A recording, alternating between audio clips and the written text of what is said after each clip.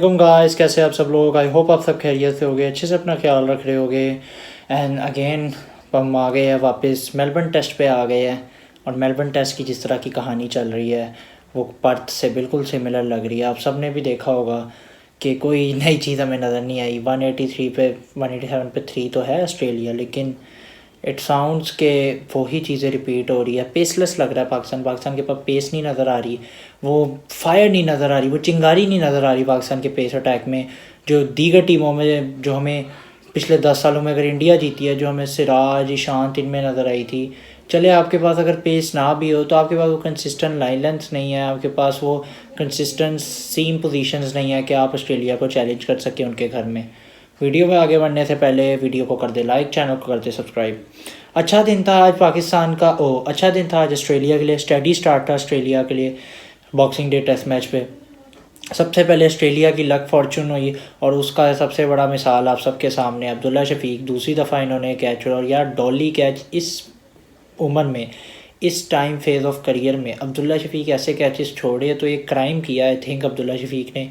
ये literally a crime है कि इतना सीधा कैच स्लिप पे जो बिल्कुल आपके हाथ में आ रहा है, ना ज़्यादा उसकी फेस है ना इतना वो घूम रहा है, बिल्कुल आपके हाथ में, आपके हैंड्स की रिस्ट में आ रहा है। आपको पता नहीं आपने अपनी रिस्ट पोजीशन किस तरह रखनी है। अब्दुल्ला शफीक ने वो कैच छोड़ा, उधर से शहीन का मोमेंटम टूटा। शहीन अच्छी बॉलिंग कर रहे थे, अच्छी पेस को और लाइन लेंथ को उन्होंने पकड़ा हुआ था। लाइन उनकी अच्छी थी। सबसे बड़ी तो शहीन की बात ये थी कि लाइन लेंथ पे जिस तरह उन्होंने इंटैक्ट रखा हुआ था, एक लाइन पकड़ी हुई थी और उसी पे कंसिस्टेंट थे। मीर हमज़ा का भी सिमिलर आपको नज़र आया था कि एक ही लाइन लेंथ पे उसी पे सिमिलर थे। बस सारा मसला था कि पेस नहीं थी इतनी, तो इसी वजह से वो इतने थ्रेटनिंग नहीं नज़र आए। इसी वजह से आपने देखा होगा डेविड वार्नर, उस्मान ख्वाजा शुरू का जब नया बॉल उन्होंने सी ऑफ कर लिया, फिर उसके बाद रन का फ्लो लेके गए।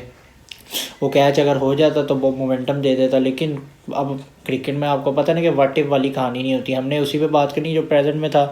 देन आगा सलमान आए। आगा सलमान ने डेविड वार्नर को निकाल तो दिया, वो अच्छा बाबर आजम की तरफ से कैच था। उसके बाद हसन अली ने उस्मान ख्वाजा को निकाल दिया। लेकिन देखिए आज के दिन में कोई हमें नई चीज़ नहीं नज़र आई, वही पर्थ वाली बॉलिंग।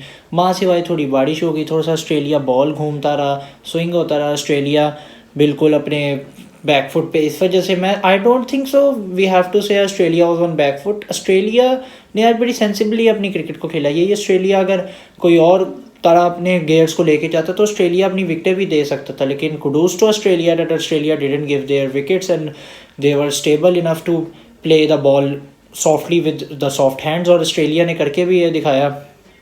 ये देखिए एक अच्छा पॉजिटिव लेसन पाकिस्तान के लिए है कि आपको कंडीशन बेस्ड क्रिकेट खेलनी है। शान मसूद ने बहुत दफ़ा तो कहा कि हमने बेस बॉल खेलना है हमने, लेकिन आपको कंडीशन के हिसाब से आपको अपने ऑप्शंस को यूटिलाइज़ करना पड़ेगा।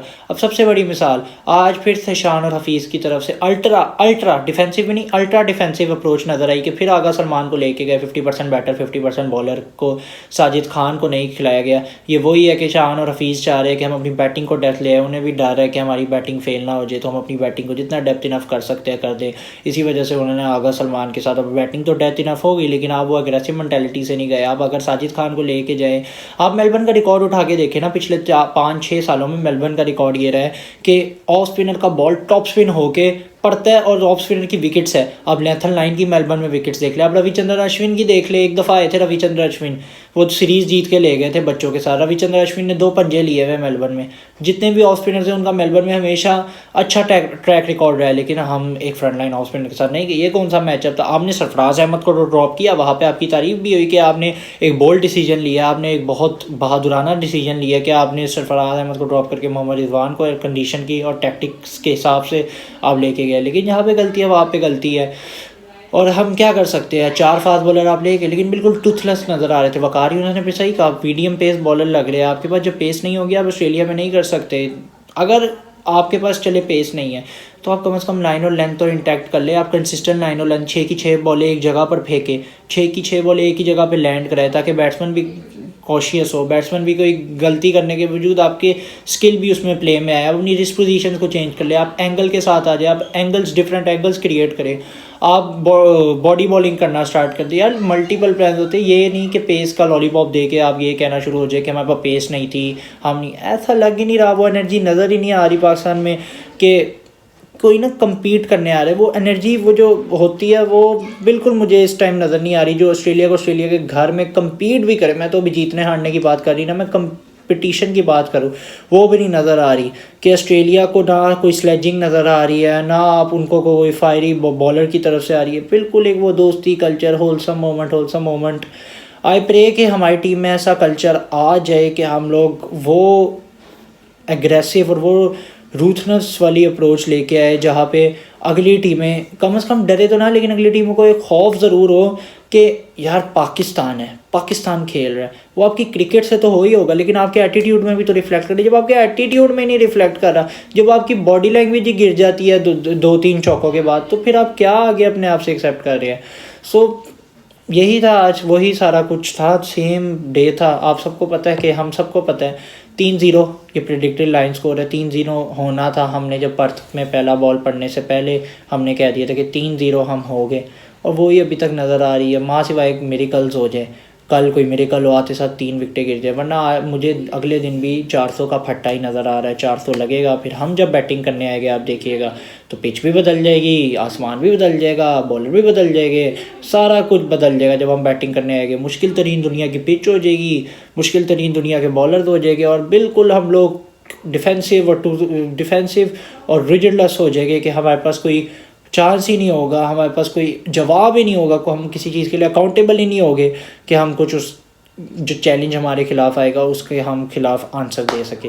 सो ये था डे 1 का मेरा एनालिसिस। आई होप आप सबको अच्छा लगा होगा। ज़्यादातर फिर मैं आपको यही कहूँगा, डे 1 में ज़्यादा कुछ हुआ नहीं, इसलिए मैं आपको ये कह सकता हूँ, एक तो फील्डिंग बहुत बड़ी हुई, हाफा चांस को भी हम पूरा नहीं लिया, और दूसरा पाकिस्तान की वो पेस, वो फायरी, वो चिंगारी हमें नहीं नज़र आ रही। जब तक आपके पास पेस नहीं होगी आप नहीं कम्पीट कर सकते। चले आपके पास पेस भी नहीं है तो आप वो कंसिस्टेंट लाइन लेंथ तो कम अज़ कम करें। मैं मिलूँगा आपसे नेक्स्ट वीडियो में, तब तक के लिए अपना बहुत सारा ख्याल रखें। अल्लाह हाफ़िज़।